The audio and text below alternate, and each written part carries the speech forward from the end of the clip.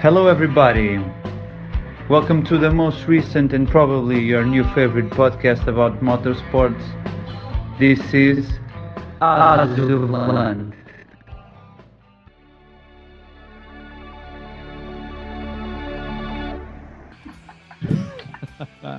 Good morning, good afternoon, and why not good evening. Here we are back again on track. We are Ases do Volante. there in the beautiful Lisbon, in a beautiful holiday, is our friend, the specialist. Here I am, João Barata. Nice to meet you again, Joao Barata. Nice to meet you, man. And as always, the curious guy, the Argentinian, just in the middle of a non-holiday day, is here. Diego, greeting all people there. Hello, hello. Hello, people. Hello, people.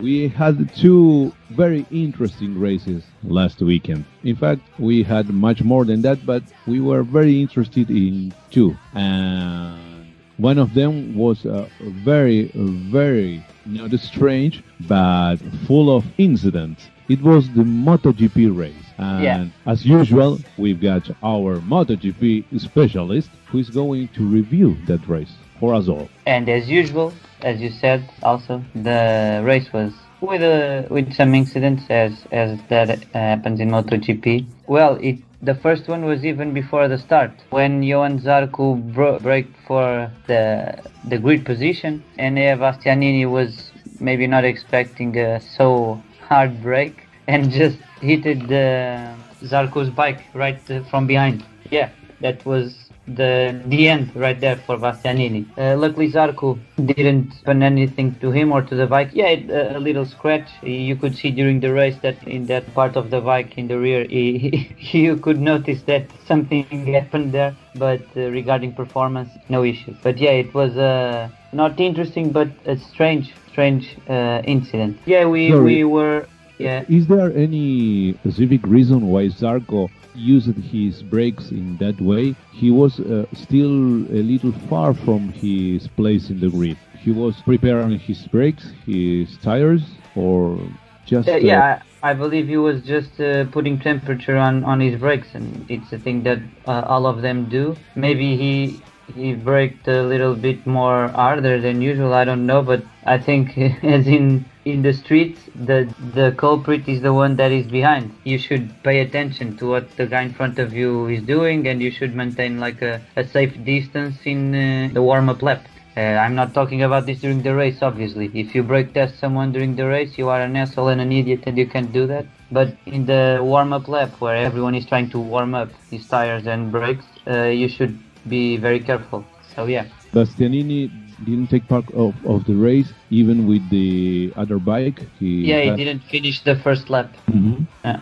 Okay. Yeah, and well, the race was interesting. I think at least I was expecting not to be dominant, but a stronger performance by the Ducatis, and I'm talking about all of them really, like a strong track for them usually. But no, in fact, we only saw Ducati in fourth place, and it was Johan Zarco with a non-factory bike. Yeah, we can say that Bagnaia was leading when he fell, but he fell in the early stages of the race. I think that Quartararo had an upper hand here, and even maybe Oliveira and Mir could reach Bagnaia if he stayed on track. The race was interesting. We saw Bagnaia leading the way. He fell 3, 4, 5 laps, I don't know. It was in the early stages. Quartararo led the race since that crash and was opening a gap to the second guy, which was Zarco. Zarco was second most of the time, but Miguel Oliveira started to catch him in the mid and final stages of the race, and also Johan Mir. So we finished with Yamaha in first place with Quartararo, Oliveira in second with a KTM, and Mir in third with a Suzuki. Again, showing that this field and these bikes are pretty close to each other. It's always different, not usually the same order.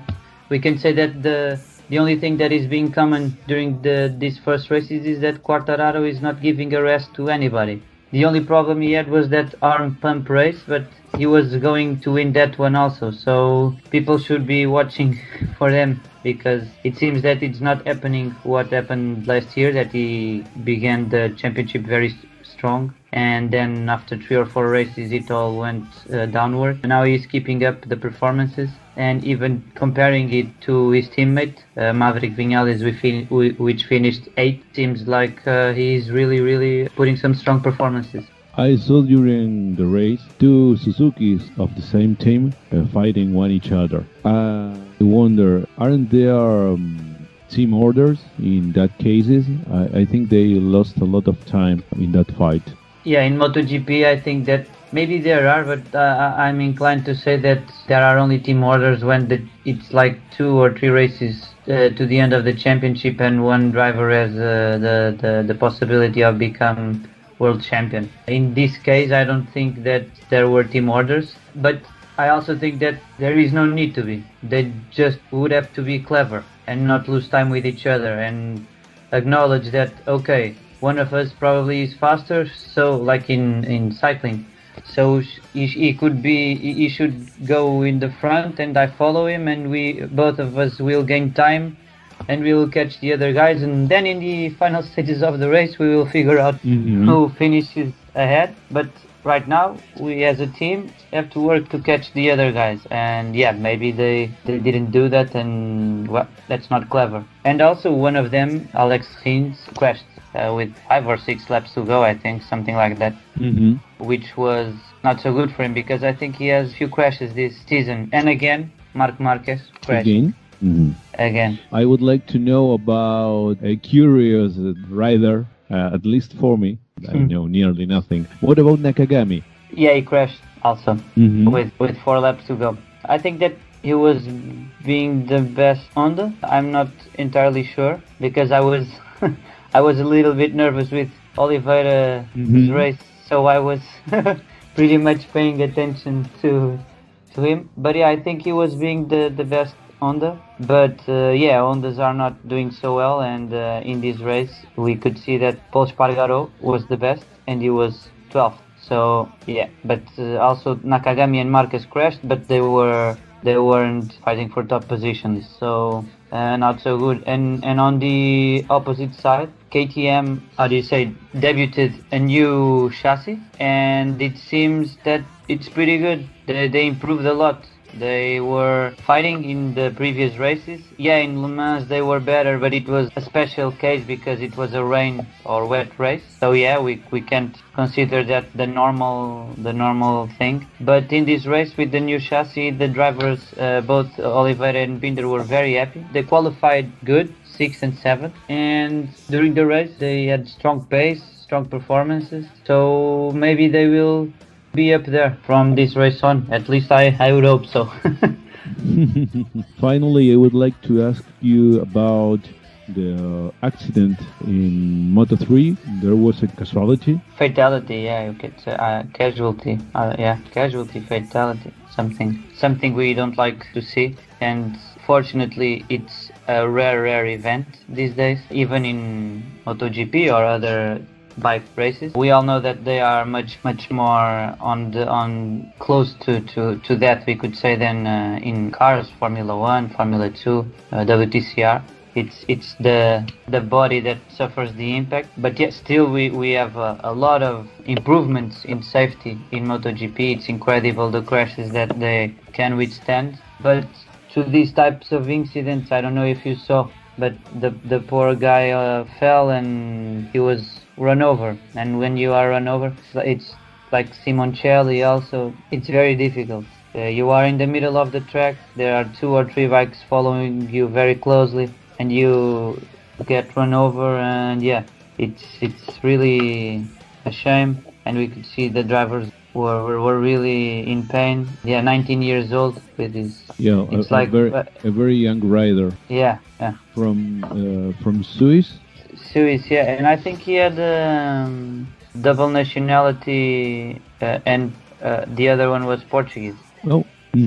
Yeah, but yeah, he wasn't really known here, but it's the worst kind of news, and with his full life ahead of him, still not really fair, but that's how it goes sometimes. They all know that they are in that danger, but it's like unconscious. So yeah, our best wishes are to his family and the best for them in this difficult situation.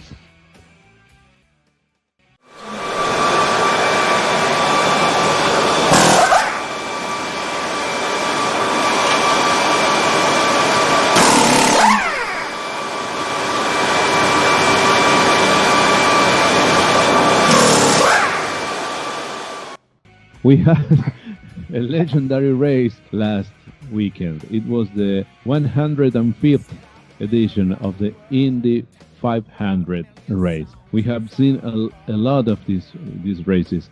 I think it is the one Indy, the one we don't lose every year, and it is because it is a little bit like Le Mans. You've got to know how to race this race. Yeah, it's not just like technical skill race, but it's a mental, very. You have to be patient. You have to have strategy. It's very interesting. It's a very complete in that sense, and we can see by the guy who won, who I think it's not the most talented driver that passed Indy in the last 20 years, but somehow he has a symbiosis relationship with this event, maybe. Mm-hmm. And Yeah. that's how it is. They are special guys, or at least guys that have learned how to race in this super speedway. In this very special category, they are equal chassis, all the Lara chassis. They are two engine manufacturers. They are Chevrolet and Honda. Yeah. They do not use our beloved Halo. They use something called aeroscreen that make cars look much more like an LPT1. Is that the LMP1? LMP1. Sorry. It's Le Mans Le Mans Prototype 1. Okay, they look much more like one of that prototype than a Formula One, and it is direct relation with the aeroscreen, I think. And this was a special edition because they had public on the stands again. Last year it was a completely empty Indianapolis Speedway, but this time it was full of people. There was a completely crowd there. It was a little strange to be that. I do not know if you, but I am by them a little. Yeah, for sure. And it's really strange, but it's good to see. It's very good. Seems like old times. For sure. Last year's, I think at least last 3 or 4 years, the race is becoming more and more a race of speculation. They are starting to take care of themselves during the first 100 of laps. They all drive in a conservative way. I don't know if you agree, but the first yellow flag, I think the yellow flag is the equal to safety car. Was in which lap? Help me. Which lap was the first one? Well, I don't know, but I know that this was the race that had the least yellow flag laps. I know that there were only 2 yellow flags, but I don't know that there were too many little laps under yellow flag. The pole was for Scott Dixon. Second place was for Brian Herta, and the third one for Rinus BK. I don't know if you know him. He's an old pal of one guy we know pretty well. He is from Holland, and he raced against Max Verstappen a lot of time. In fact, Serious? Yep. And he qualified in which position? Third. Okay. He was the first, one of the first ones who leaded the race, and he opted for a different strategy. Thanks. He opted for a different strategy. He always stopped early, kind of undercut. That meant that he was always among the 5 or 6 top drivers. His first stint was he gave a kind of tension or spectacular mode to the race because there was happening very little. Mhm. And I mean, Rinus BK he was one of the first leaders. He had a short stint and he started to be in the fight all time because he was a lighter when the other ones were heavier. He had fresh tires instead of the old one that had the rest. On lap 35, sorry, there was a yellow flag. That was the first one. Stefan Wilson crashed in the pit lane. As we know, we have to minimize your speed while entering the pit lane, and sometimes they've got to push the brakes to the limit. Yeah, that happened a lot. It was a common issue in the race. Absolutely. And Stefan Wilson crashed there, and that meant that the pit lane get closed. That caused the issue that complicated Scott Dixon. Which was my bad. That is true. We were speaking during the race, and you asked me what happened to Scott Wilson. Well, he was very close to his pit stop, and pit lane get closed, and he ran out of fuel. And when he finally went in pit, car completely stopped, and they had to start it again, and it costed a lot of time, a lot of work, and all his possibilities for winning the race went to the Trash. okay. But I agree with what you were saying previously about they are in the beginning stages of the race. They are for sure with very patient, calm, betting on the strategy, not overdriving and doing nothing stupid. We could say it's interesting because it was not like that some years ago. It's changing. As a spectator, I can say that it was much more funny in other years. There was always something happening. They are speculating all the time. Back to the race, we had yellow flag from lap 35 to lap 47. That was the longest period of this edition.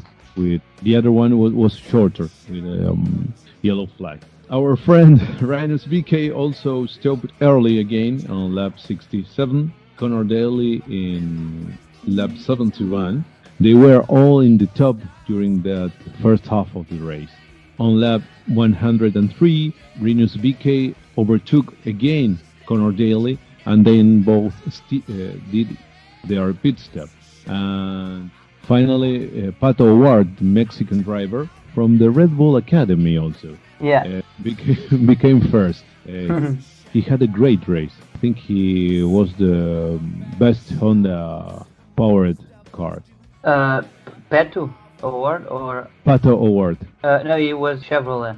Chevrolet. The best Honda was Alex Palou. Pato wasn't. Yeah, but it's strange. At least Chevrolet is what it says here, but isn't Pato the one from McLaren? Yeah, that one, that Pato. And McLaren uses Honda, right? No, McLaren. McLaren used Honda engines. Yeah. Chevrolet. Okay. Yeah. They stopped using Honda when they ended their relationship in Formula One, which makes sense. Mm-hmm. Yeah. Because probably the relation was not so good anymore. Yeah. Well, we have lost almost 2 minutes speaking of this. But we reached the right answer. The right information, which is more important, much more important. Graham Rahal, I think he is Bobby Rahal's son. This is his wheel for a pit problem. That thing of the nut, the not weld. I was saying that Graham Rahal loses a wheel getting out from pit lane in a similar. We saw a few years ago a similar accident in Formula One when the nut is not well adjusted. Is that the verb? Yeah, it just yeah. That wheel goes to the someone's aero screen. I don't remember the name of the guy, but the Halo, it helped it a lot with the security. And finally, we get to the last part of the race where three drivers were fighting for the win. They were Helio Castroneves. I don't know if it is well pronounced or not. It's close.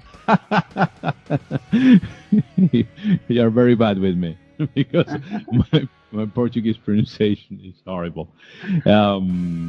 Alex Palou, the Spanish driver, he drove few seasons GP2 and GP3. GP3 and He's GP2. doing a good job. Doing a good job here. We said recently Pato Award. Yeah. Simona de Silvestro was driving in this edition. She did not a good work, but we know her from Formula E and I think GP3. Yeah, but not a good work for sure. And in here, it's difficult to beat that Danica Patrick level. Absolutely impossible. She put the standards very high. Very, very high. Absolutely impossible. And during this final stage, this final stint of the race, in fact, there were 9 changes in the fight for the victory. At least 6 times Elio did it. I'm not going to pronounce his surname anymore. And the other 3 or 4, it was Palou who did it. It was a very close fight. They use I don't know how to say in English. Those cars use a lot the el rebufo. I don't know how to say it. Oh, the split stream. That is the thing they use to overtake one each other. So it is very usual to follow very close the car that is in front and to overtake it. And finally, they found a few lapped cars that made possible to Elio to do that saved him. Yeah, and saved him. But it was an absolutely great final stint. The last 30 races were really I don't know how to say electrizante. In English, how to say? They were not amazing, but they put you just in the edge of the chair. Okay. But yeah, and even Elio said that it was kind of a tactical move. He knew that they were going to catch those left guys, and so he thought that he could get the split stream from them, and he was right. It was a great strategic play. And well, that's experience versus young guy like Alex Palou, and 4-time winner. It's amazing, and he will keep doing that race until he wins the 5th, I believe. At least he will try. Just tell us, how do you pronounce his name completely right? Helio Castroneves. Absolutely impossible for for a Spanish speaker. And also, I liked at least from the regarding the starting position, Simon Pagenaud race. He started, I think, from 27th or 26th, something like that. So good race, and also happy with Montoya. He isn't a regular. Yeah, he has experience, but 9th place is good.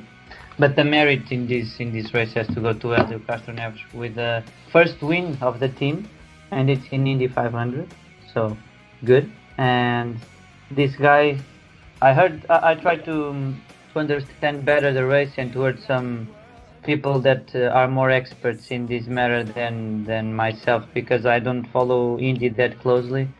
And I can see that everyone agrees that Helio has some kind of special relationship with this event, and yeah, it's interesting and special to see a guy like this in these conditions. Okay, did you like the race? I mean, in general. Yeah, but I think I Well, I saw the best part. I saw the 60, 50 last laps only. So yeah, that part was interesting. I believe that probably the first 100, 120 laps were a bit more boring, probably. But yeah. Okay. And did you like this chapter of our podcast? Yeah. I liked it, and I like that it made me watch a bit of the race, because if we weren't talking about this, I wouldn't even touch this race probably. But it's interesting because it's like I would like to follow much more closely the all the championship in fact, but it's not, the hours are not so good here in Europe. It will break the when it's in the same days as Formula One. Yeah, well, I will not do anything else on the weekends than watching races. So That is so the problem. it's not the easiest, but yeah. That is the problem. In America, I mean the whole continent, we have Formula One during the morning and Indy during the afternoon. So all day long watching races. Yeah, it's not possible, but it's a very, very interesting category. We've got a lot of well-known drivers. Takuma Sato, Marcus Ericsson, Sebastian Bourdais. Help me. There are more. Well, Alex Palou, No, Pato very good O'Hare. drivers. Pietro Yeah, Fittipaldi, Felix Rosenqvist. yeah, Felix Rosenqvist, who did a very good work at Formula E. It is a funny, very funny category to see. Mm. Yeah. It's a pity we are just following this race in special. I think we are not going to follow the whole season. It's when we become when this becomes like our profession, we will. Surely we will, Joao. Yeah. Surely we will. But that won't happen today. In fact, No. today we've got We got work to do. Okay, so we must say goodbye. Yeah. Goodbye, and see you in the next chapter. See you next chapter. See you next week. Yeah. Formula One awaits us. Bye. Bye. See you.